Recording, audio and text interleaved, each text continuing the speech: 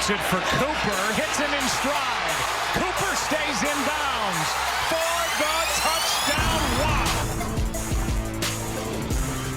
Formation. Elliott bangs through and scores.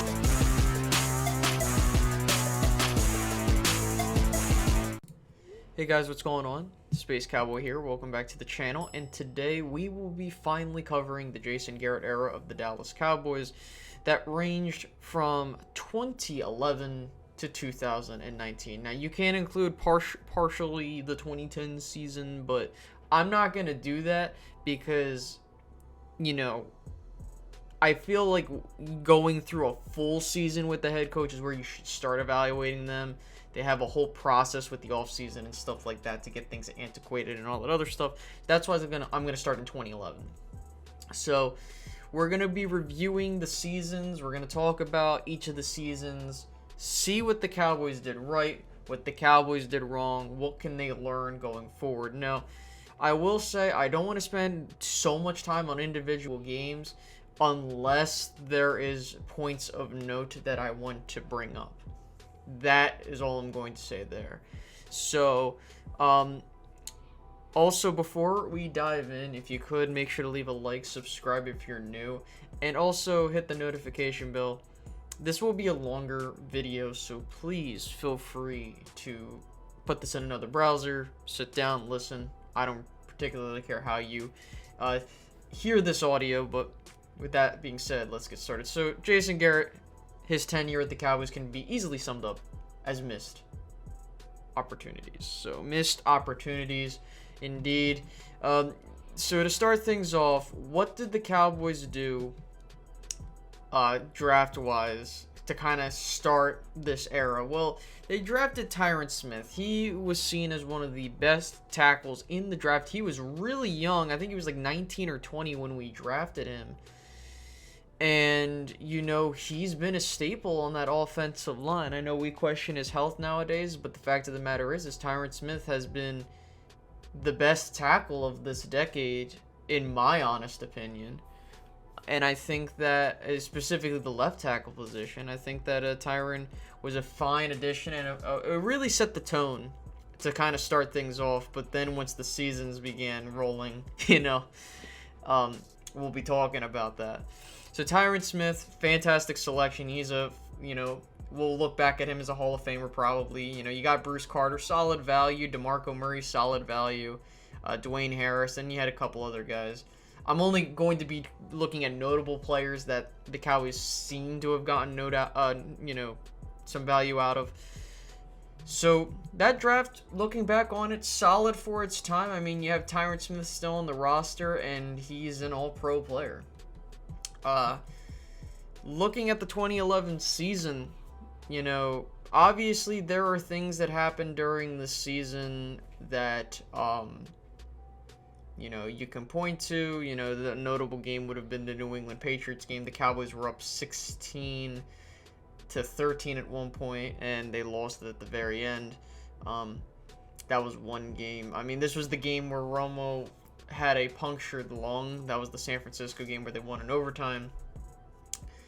Now, the Cowboys are sitting at 7-4 with 5 games left to play.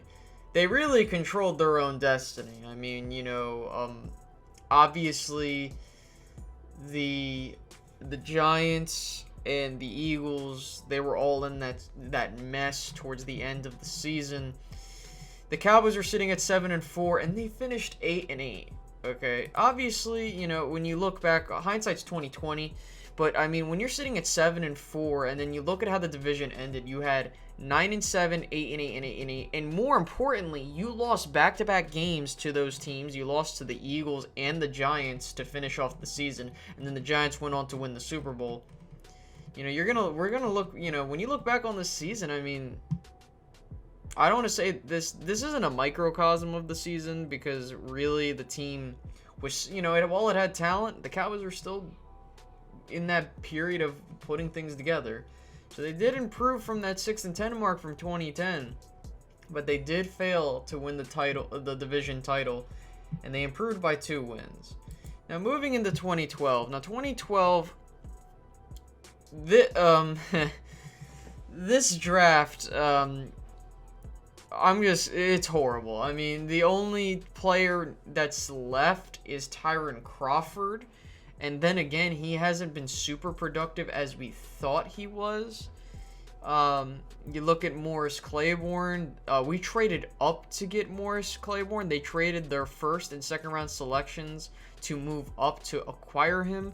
And that was a bust, guys. I mean, it looked a bit like, oh, maybe we got something. Nah, I mean, the Cowboys kind of fell for the bait with Morris, unfortunately.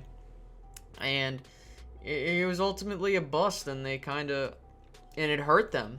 Because they had so many other players in that draft. I think there was like Luke Kuechly, Fletcher Cox, etc. I think that they could have really had that one back if they thought about if the hindsight was there. Moving into the season, however, the Dallas Cowboys once again they finished 8-8 for the second straight year. They were actually sitting at 3-5 at one point. Yes, they were sitting at 3-5 at one point. This includes a game where the Cowboys were down big to New York. I think they were down like 20-something points, and then they tried to come back. And then that was like the failed Dez Hail Mary, if you remember. This involved a game where Seattle really punched him in the mouth. The famous Shango rant. The Baltimore Ravens game. Things like that. Then the Cowboys went on a nice little roll to get to 8-6, and they lost two crucial games. They lost the Saints game in overtime. That the one where Romo managed to get to Austin to get the game tying touchdown, but all that other stuff. And then also, they had two back overtime games against the Steelers. They won that with a field goal when Brandon Carr intercepted it. And then they ultimately lost against Washington, the division finale on the road. And they finished, once again, they finished third in the division. They did not qualify for the playoffs, but they did not get worse, but they did not get better. We could look at stats and stuff like that, but I mean, at the end of the day, it's about wins, and the Cowboys did not improve, and they did not, they didn't go down. So moving into the 2013 Dallas Cowboys season, the Dallas Cowboys, obviously we talk about free agency, but I'm, again, more worried about the draft because that's where I think you have the highlight where the Cowboys, because, we mentioned the additions of Brandon Carr and a couple other role players, and we all know how Brandon Carr turned out.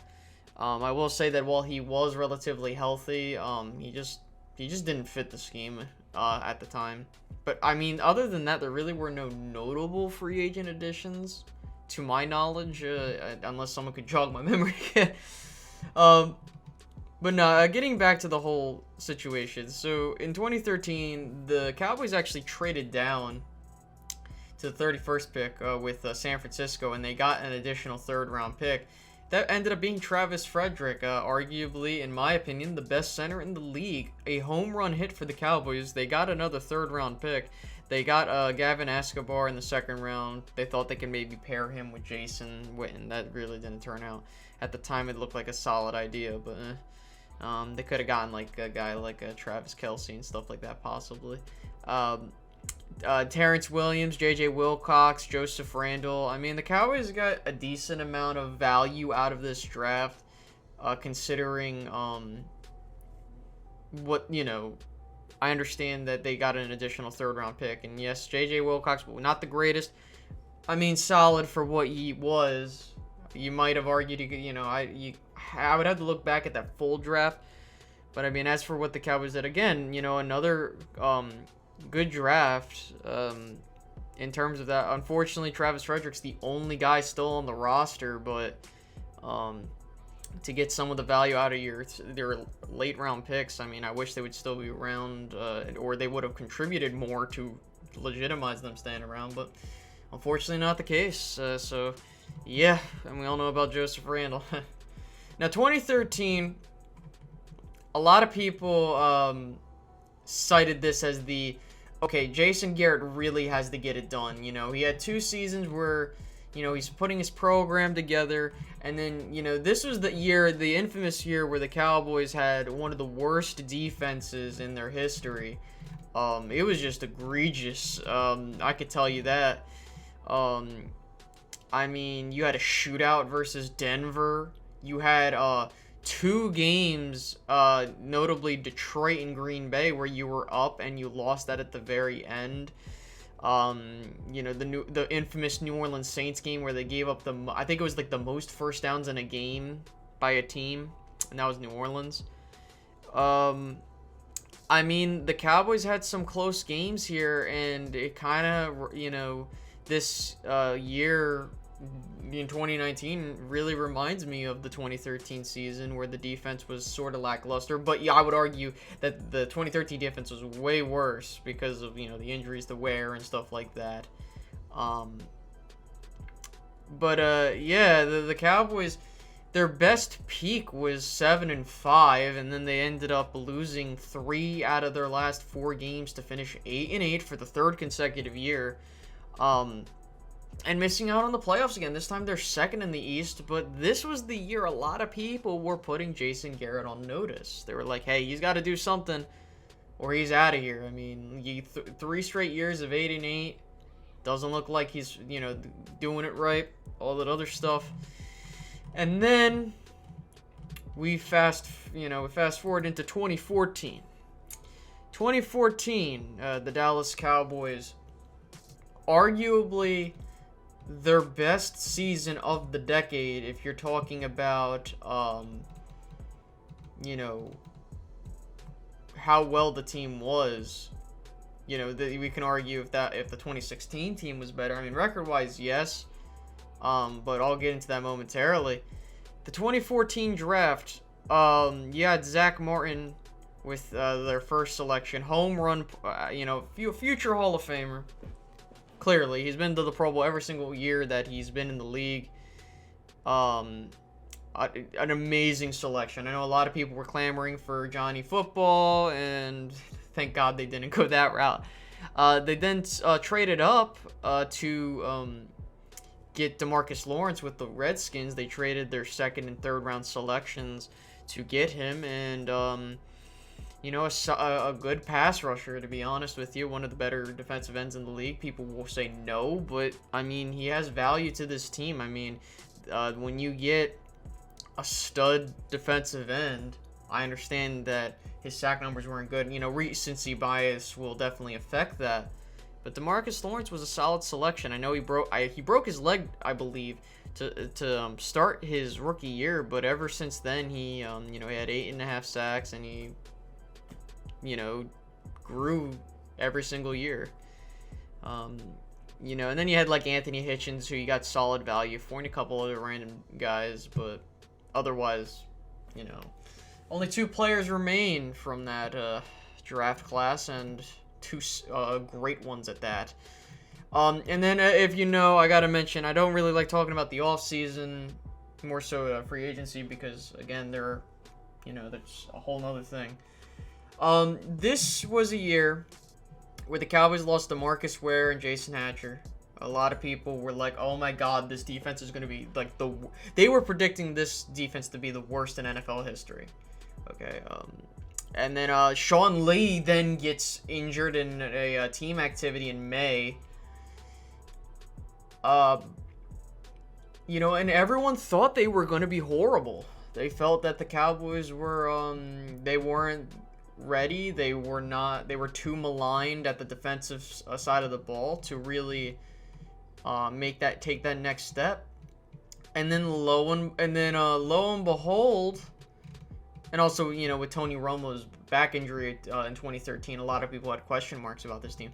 So the Cowboys laid an egg to start the season. Romo throws 3 interceptions, and everyone's saying, oh, yep, this is going to be the Cowboys the whole season. And they go 12-4. The Cowboys go 12-4. They tie one of the best records in the NFL. And what's crazy is this team actually defied expectations and also kind of did a complete 180. They never lost in December, which, historically speaking, with the Cowboys, with the Jason Garrett era previously, they collapsed in December. They peaked at 12-4. Well, they beat the Eagles in a decisive matchup on Sunday Night Football game I went to to get to the playoffs. They went 12-4, like I mentioned, and they won a playoff game versus the Detroit Lions. They were down 20-7 at one point, and they managed to come back. And a lot of people thought that this could be the year the Cowboys get the job done. They had already beaten Seattle that year. They felt that if they can get past Green Bay, the sky's the limit for this team. And then this was the year, unfortunately, the Dez Bryant catch no catch still stings me to this day. One of the worst things that I have seen in my time watching the Cowboys. Cowboys were taking it to Green Bay. It looked like that the Cowboys finally, this was the year that, hey, Garrett got it all together. I think that, they're going to do something special. And unfortunately, and we can't just take that one play and say that, oh, Garrett is fully responsible or all that. Well, because the game, when you watch it, the Cowboys were doing everything that they could. They led at halftime. They were doing what they were doing. Arguably, this is you could argue this is the closest they've been to the NFC Championship game in the 21st century. Some people argue in 2016 they were much closer because they were tied. And I could say that, but I mean the Cowboys at least led in this game, and they were putting it to Green Bay, and they couldn't get the job done. So, what happens? So 2015 comes along, and the Cowboys are in a crossroad. They bring back Jason Garrett. They re-sign him for 5 more years. And I will admit that, yes, I do believe that he earned his extension. He didn't have a losing season. And, things were ticking up for the Cowboys. A lot of people thought, okay, he's got his team together. They're going to win Super Bowl 50. And then the whole thing falls apart. DeMarco Murray leaves after that amazing season he has, and the Cowboys aren't able to replicate his production. Tony Romo gets hurt. Dez Bryant gets hurt after they gave him a contract extension. 4-12. Jason Garrett's first and only losing season. The Cowboys completely fall off the rails. I mean, you look at before we get to this draft, looking back on it, this was a pretty bad draft, I'm gonna have to say. Other than Byron Jones, and his future is still up in the air as of the recording of this video.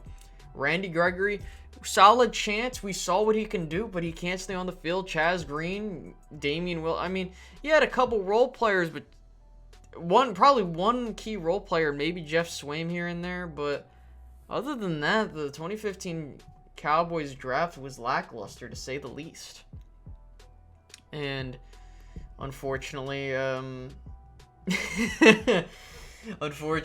season did not really match the draft either. The Cowboys going 4-12, they were 2-7 at one point. Romo comes back. People think maybe they can run the table, get some wins to get into the playoffs because the NFC East was horrid that year, but nope. 4-12 after starting the season 2-0. Yeah, that was rough. And I will admit that, yes, the injuries were pretty insurmountable for the Cowboys, and that is true. But when you go 1-10 or 1-11 with a backup quarterback, that's not good. And that really showed. And a lot of people were saying the Cowboys need to invest in a quarterback in case Romo goes down, because now with Romo's injuries, from the clavicle, 2 clavicle injuries in the same year, and it's the same one. People were worried, Romo's injury prone. I mean, we more or less that was established, but they were worried that, hey, he's not going to be able to stay upright a whole season. I vividly remember that was the conversation in 2016. That's why people were like, you go get Carson Wentz, you go get Jared Goff, and all that other stuff.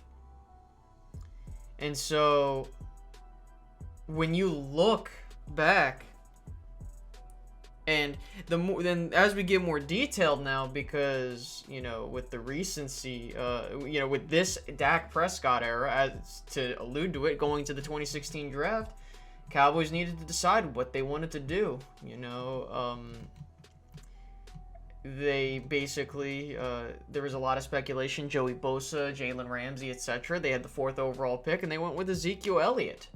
Home run pick, Ezekiel Elliott, been a huge value to this team. He will be here for a while, and a Cowboy for life.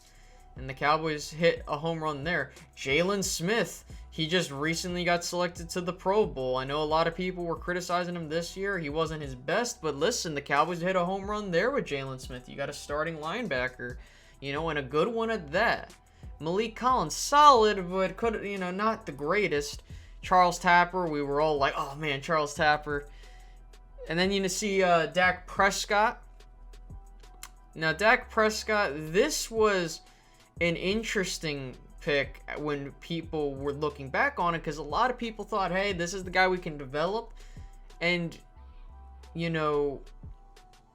it's crazy looking back on how people viewed Dak coming out of the draft. I thought that Dak would have been, he reminded me a lot of Donovan McNabb, and the Steve McNair type of build.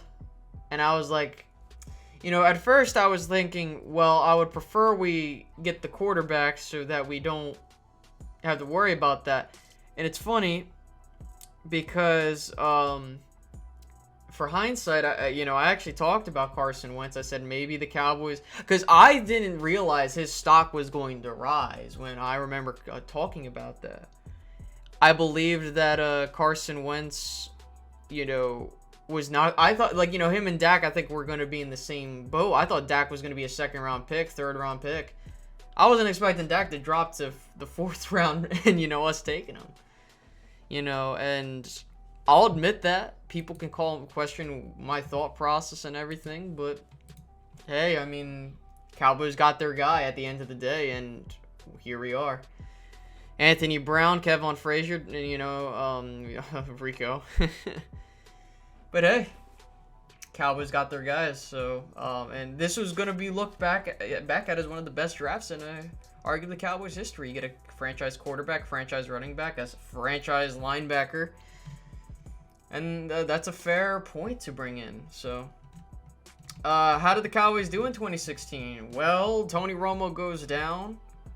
Dak Prescott, many people were like, we don't know if he's ready to take the load and lead the team. They think, hey, just give Zeke the ball and we'll see what happens. Cowboys go on a historic 11-1 run. Finish the season 13-3. And unfortunately, the Cowboys met their demise in the divisional round against the Packers. And I think that I would argue that this was the year for me where I started questioning Jason Garrett's tenure with the Cowboys. Listen, 13-3. You have the best record in the NFC. A lot of people were thinking, hey, Dallas could maybe be the first team with a rookie quarterback to win the Super Bowl. And it's in Houston. I remember all that chatter. And unfortunately, they weren't prepared. They were down 21-3 at one point, and unfortunately, you can't win a game when you're down that much. And it showed. All the Packers had to do was get in field goal range, kick a field goal, and that was that. I believe if we had gone into overtime, whoever got the ball first would have won that game. And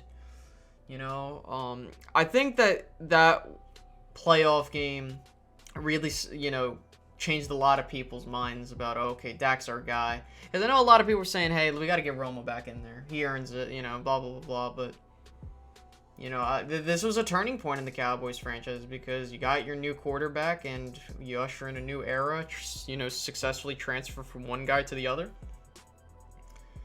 And, this was the first year people began to question Jason Garrett's tenure a bit because of the divisional round playoff loss. Now, 2017, oh boy. Now, 2017, the Dallas Cowboys had high expectations. Now, a lot of us weren't expecting another repeat of 13-3, but we were expecting a solid year. This was highlighted by Zeke's suspension. This was highlighted by, the team just looking out of whack. I mean, 2017, Taco Charlton, the draft, Taco Charlton, no longer on the team. Did not look like he fit with the team, unfortunately. Looked promising to start, but did not look good at all as time went on. Chidobe Awuzie had his worst season this year, but when he was coming out, a lot of I was high on him. I was like, hey, Cowboys got a stud. Same with Jordan Lewis. Cowboys got a stud there too. But I mean, we'll see what happens. I mean, and I'm trying to keep the recency bias out of it because I remember Cowboys were excited. Ryan Switzer, another pick people were excited for because, hey, we got the next Cole Beasley. We got a return guy. Xavier Woods still on the team. A lot, obviously Cheeto, Jordan, Xavier still on the team. And this looks like a solid draft based off of the picks you made. And I think that the Cowboys made some solid selections. I think their first round pick, they should have gone TJ Watt. I was mad because that was my guy in that draft. And it still stings me to this day. Now, 2017, the Cowboys opened up their season. And the Cowboys were sitting at 5-3. Zeke was fighting his suspension. And Zeke gets suspended. The Cowboys lose 3 straight. And then the Cowboys ended up they were 8-6. Now, the Eagles were dominating competition. So the Cowboys' only hope was to get into the wild card. And they had a chance. Unfortunately, they lost to Seattle. And they got knocked out. And a lot of people were questioning the Cowboys. Is Dak the guy? What's up with the coaching staff? The offensive line, they just didn't have a game plan for when Zeke, had left due to his suspension. And again, I vividly remember having conversations about this. I was like, hey, you can't blame the quarterback because the weapons. And there were conversations about Dez on on Dez Bryant and whether or not he's still the guy. And those debates went on until Dez was gone. The Cowboys went into 2018. They added Leighton Vander Esch. Not the sexiest pick, but a solid pick.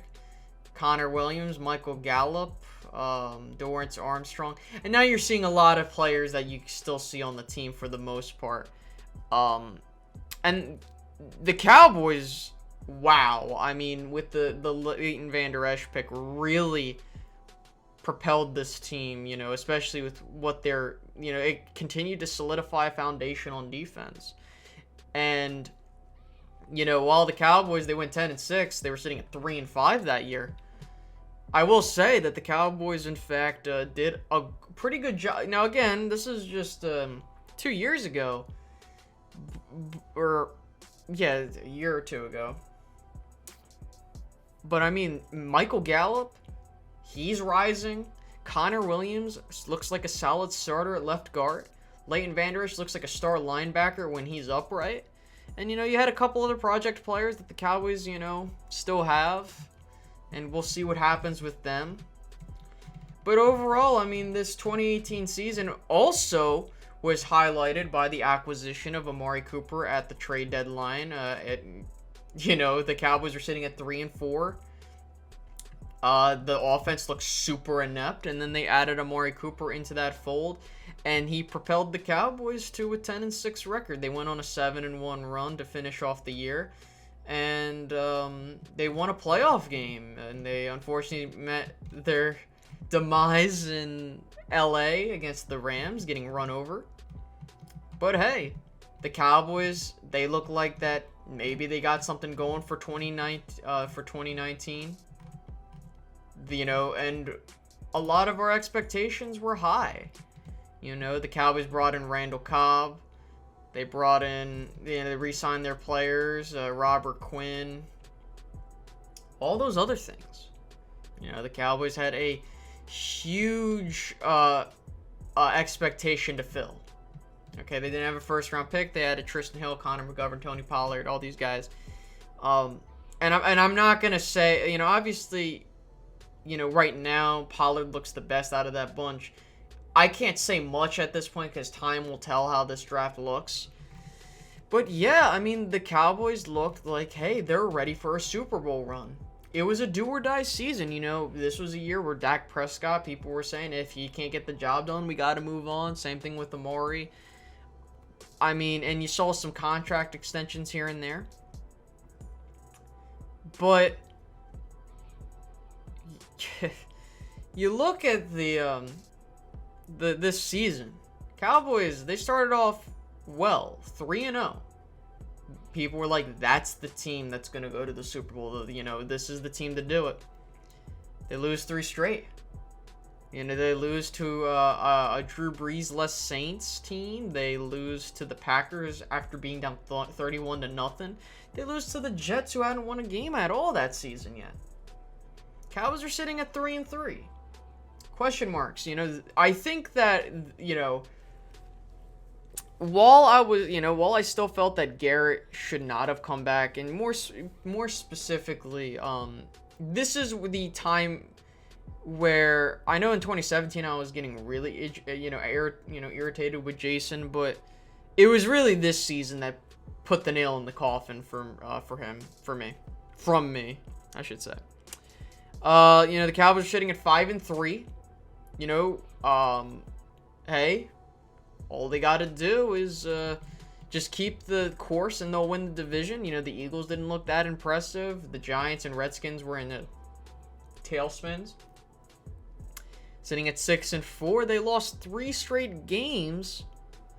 You know, they beat the Rams. They lose to the Eagles in a game, you know, a division-clinching game that I went to. And they, you know, finish 8-8. Just as this entire era has started.